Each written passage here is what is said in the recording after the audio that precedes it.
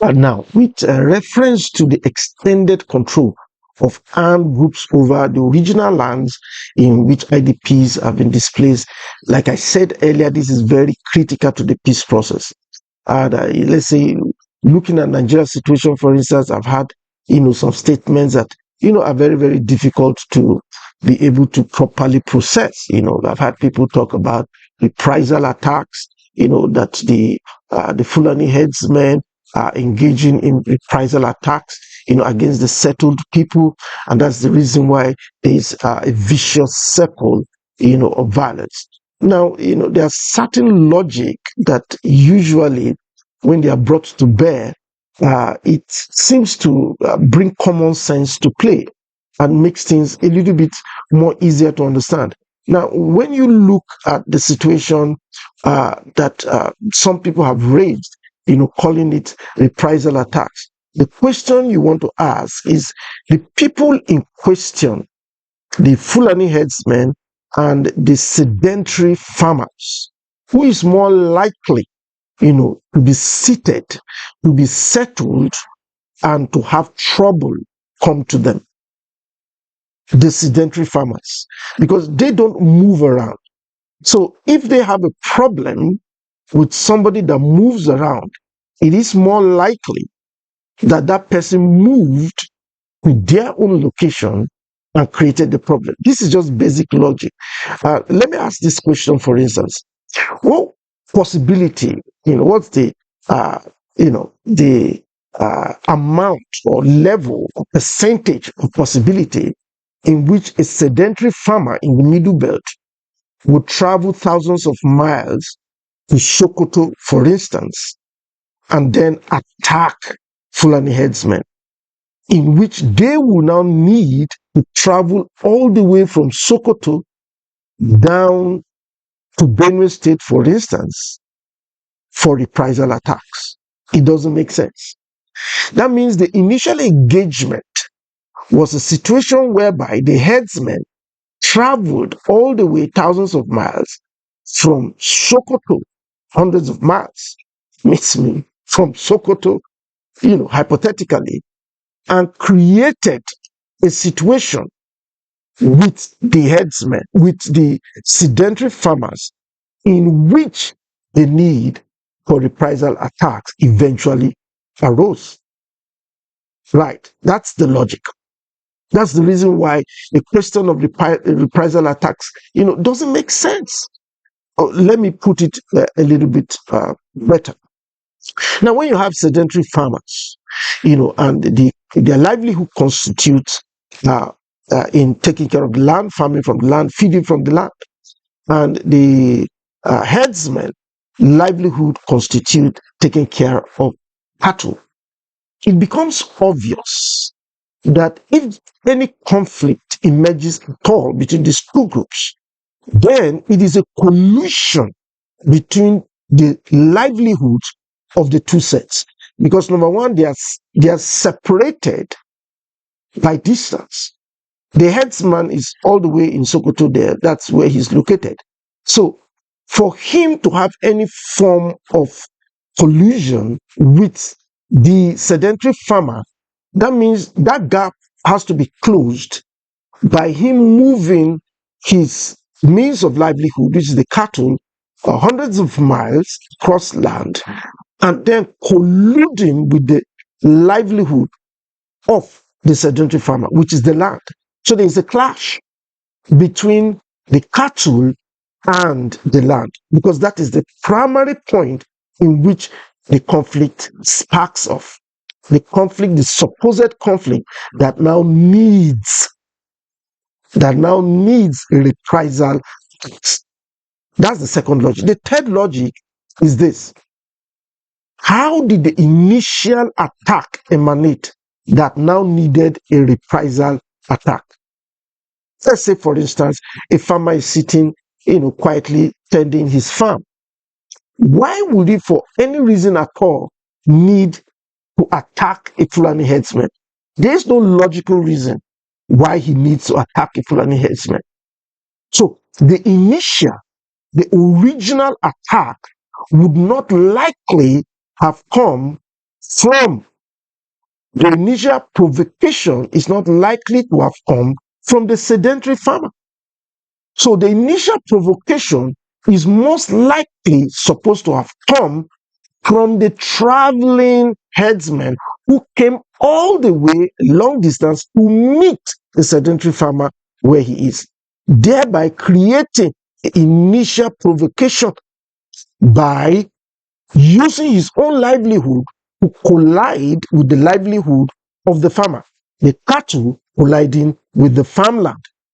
So the farmer is sitting tending his farm, and the Fulani herdsman carries his cattle and grazes through his cornfield, eats up everything and destroys it.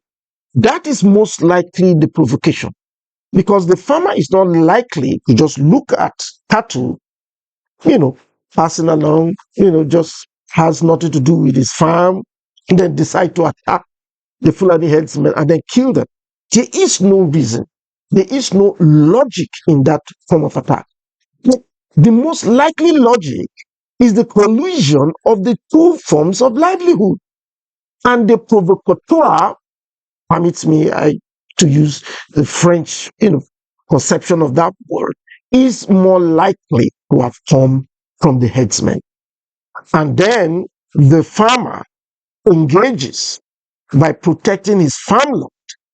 And maybe there's a clash, skirmish, and a couple of headsmen die. Then it is then in that instance that you can now use the word reprisal attacks. So the question now is, what is the origin of the reprisal attacks? When you do in history what we call regression, you move backwards, you are now going to now locate the origin factors of conflicts. So, people using the word reprisal attacks in news commentaries, usually I find it very, very difficult to, conceptualize. When you talk about reprisal attacks, there's always point zero, the initial beginning. How did it start? How did the initial beginning start? So that is very critical in attempting, to understand the issue of armed groups that are trying to retain, the lands that belong to people who have been internally displaced. This is a very, very serious impediment to the peace process.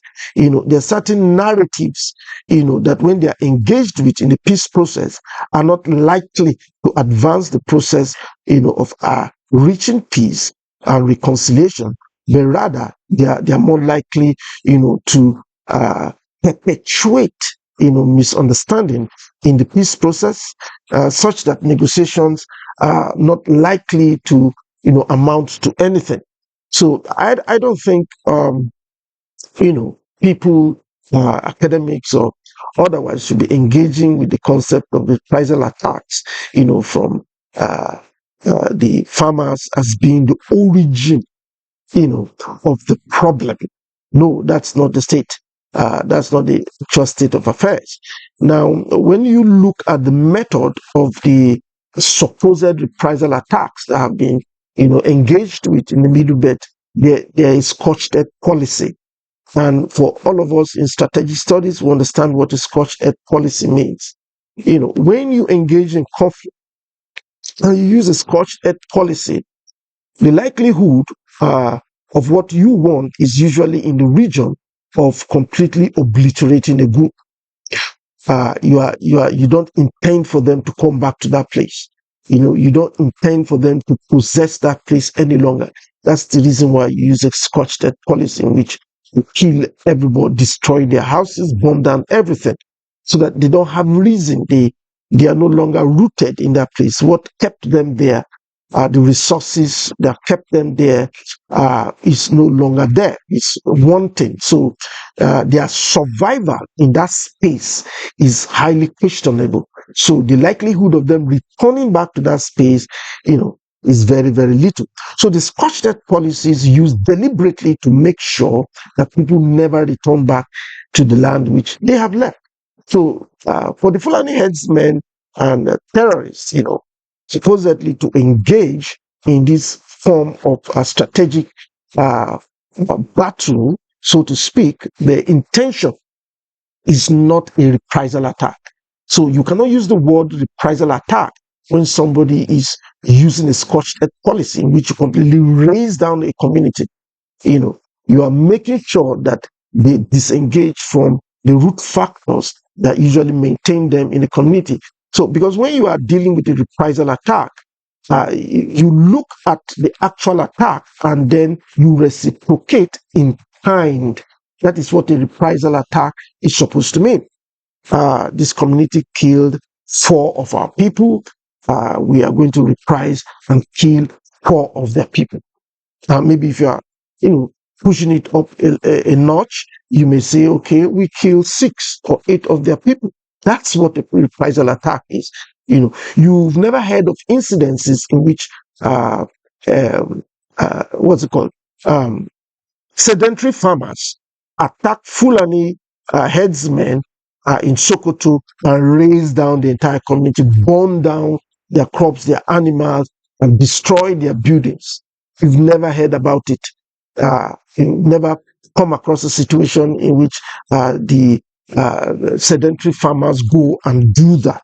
Now, if they have ever done that, then you can equate what the headsmen are doing in the Middle Belt as reprisal.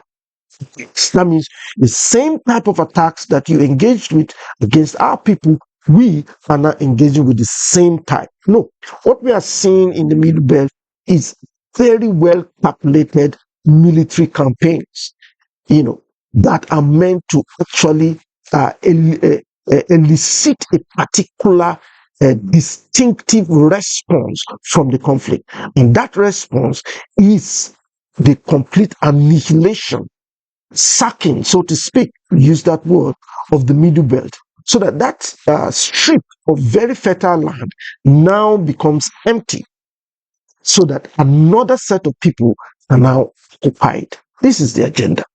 So let's move on to other aspects of the topic with reference to international relations. We've looked at the primary impacts of IDPs within the communities.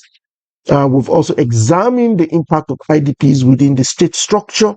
I want us to look at the impact of IDPs within the international structure.